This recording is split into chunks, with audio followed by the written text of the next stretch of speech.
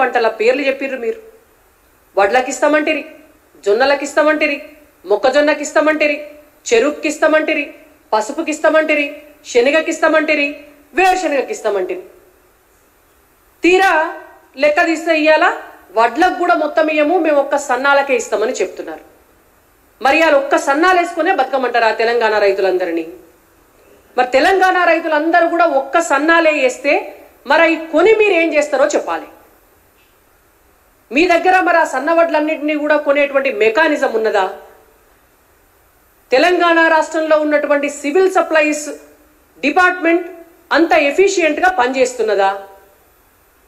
నిన్న ఉత్తమ్ కుమార్ రెడ్డి గారు ఒక ప్రెస్ కాన్ఫరెన్స్ పెట్టి ఈ పక్క పొంట ఒక 3 నాయకులను, ఆ పక్క పొంట ఒక 5 నాయకులను కూర్చోబెట్టి పెద్ద ఉపోద్ఘాతం చెప్పినాడు. సివిల్ సప్లైస్ డిపార్ట్మెంటు 58,000 కోట్ల రూపాయల అప్పులలో ఉన్నది అని గర్వంగా చెప్పుకుంటున్నాడు ఆయన. 58,000 కోట్ల రూపాయల అప్పుల్లో సివిల్ సప్లైస్ డిపార్ట్మెంట్ ఉన్నది. 11,000 కోట్ల రూపాయల నష్టాల్లో ఉన్నది సివిల్ సప్లైస్ డిపార్ట్మెంట్ అని. ఇవాళ మేము భారతీయ జనతా పార్టీగా ఒక్కటే క్వశ్చన్ అడుగుతున్నాం. సివిల్ సప్లైస్ డిపార్ట్మెంట్ చేయాల్సినటువంటి పని ఏం చేస్తుంది? కేంద్రానికి రాష్ట్రానికి వడ్లను కొని ఇస్తుంది గంతే. మరి సివిల్ సప్లైస్ డిపార్ట్మెంట్కు 58,000 కోట్ల రూపాయల అప్పు చేయవలసినటువంటి అవసరం ఎందుకు వచ్చింది? ఇది కాళేశ్వరం కంటే పెద్ద స్కాము. కాళేశ్వరం కంటే పెద్ద స్కాము సివిల్ సప్లైస్ డిపార్ట్మెంట్లో జరిగింది. మీ నోటెంబడి మీరు చెప్పిన మాటే. మీ సివిల్ సప్లైస్ కి సంబంధించినటువంటి ప్రభుత్వం ఇచ్చినటువంటి లెక్కలల్లా ఉన్నటువంటి విషయం 58,000 కోట్ల రూపాయల అప్పు ఎందుకైతుంది సివిల్ సప్లైస్ డిపార్ట్మెంట్కి? మీరేం ఖర్చు పెట్టినరని అవుతుంది?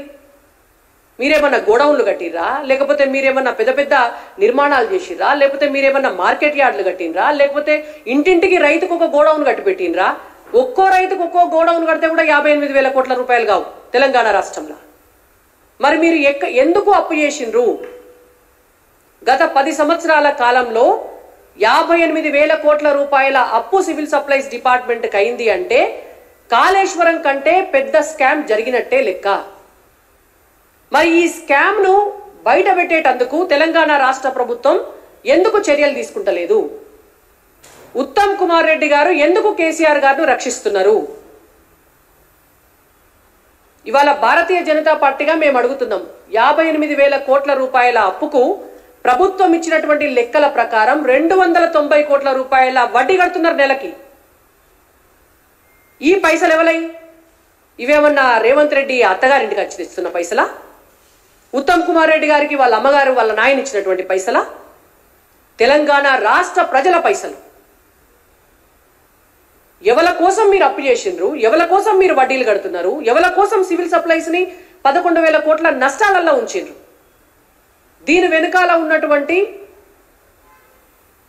లోపాయికారి కుమ్ముకు గత బీఆర్ఎస్ పార్టీ ప్రభుత్వానికి రైస్ మిల్లర్లకు మధ్య ఉన్నటువంటి అవగాహన ఏం జరిగింది అనేటువంటిది ఈ ప్రభుత్వం ఎందుకు బయటపెడతలేదు? మేము రైస్ మిల్లర్స్ ని అందరినీ అంటలేదు, నిజాయితీ పరులు కూడా ఉంటారు రైస్ మిల్లర్స్లా.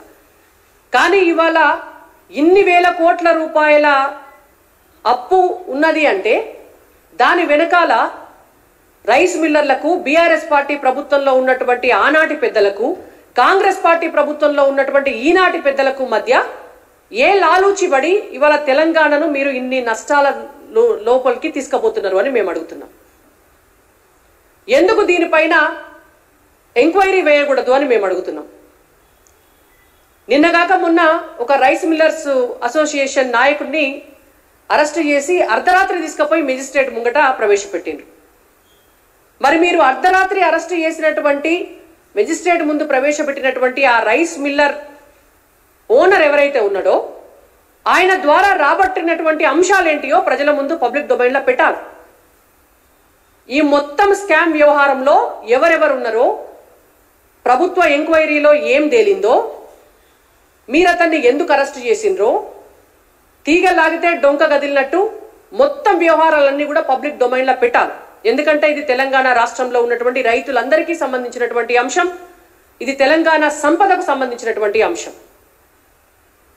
ఇవాళ మేము ఒక్కటే డిమాండ్ చేస్తున్నాం, బీఆర్ఎస్ పార్టీని కాపాడడం కోసం, బీఆర్ఎస్ పార్టీ పెద్దలను కాపాడడం కోసం, ఇవాళ ఉన్నటువంటి కాంగ్రెస్ పార్టీ పెద్దలు వాళ్ళని వాళ్ళు కాపాడుకోవడం కోసం తెలంగాణ ప్రజల్ని మోసం చేసేటటువంటి ప్రక్రియ నడుస్తుంది. కాబట్టి మీకు నిజంగా నిజాయితీ ఉంటే, మీకు నిజంగా చిత్తశుద్ధి ఉంటే రేవంత్ రెడ్డి గారు మీ పట్ల, మీ సివిల్ సప్లైస్ డిపార్ట్మెంట్ పట్ల ఇప్పటికే మా బీజేఎల్పీ లీడర్ మహేశ్వర్ రెడ్డి గారు అనేక ఆరోపణలతోటి, మీకు అనేకమైనటువంటి ఆధారాలతోటి బయటపెట్టినటువంటి విషయం తెలుసు.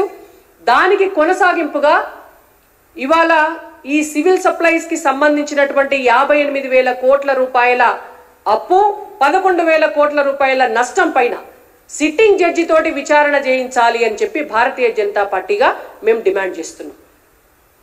ఖచ్చితంగా జరగాల.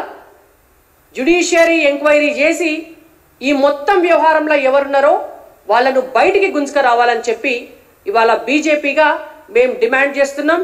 లేని పక్షంలో ప్రజల ముందుకు మేమే భవిష్యత్తులో ఏమేం జరిగిందో తెలుసుకునేటువంటి ప్రయత్నం చేసి ఈ అంశాన్ని పెద్ద ఎత్తున భారతీయ జనతా పార్టీ ప్రజల దగ్గరికి తీసుకుపోయి, రైతుల దగ్గరికి తీసుకుపోయి మీ లాలూచి ఏంటిది అనేటువంటిది బీఆర్ఎస్ పార్టీ తోటి మేము బయట పెడతామని కూడా హెచ్చరిస్తున్నాం.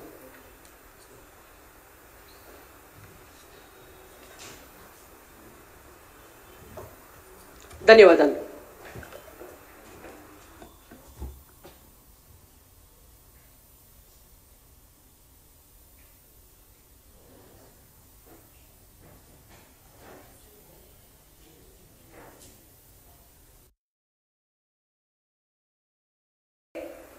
నేను ఒక రైతు బిడ్డను కాబట్టి, నాకు తెలుసు కాబట్టి నేను ఈ విషయాన్ని చెప్తున్నా. రోహిణి కార్తెల మండే గడితే మంచిగా నారు బలంగా తయారై పంట దిగుబడి మంచి వస్తుంది అని మొదలు పెడతారు.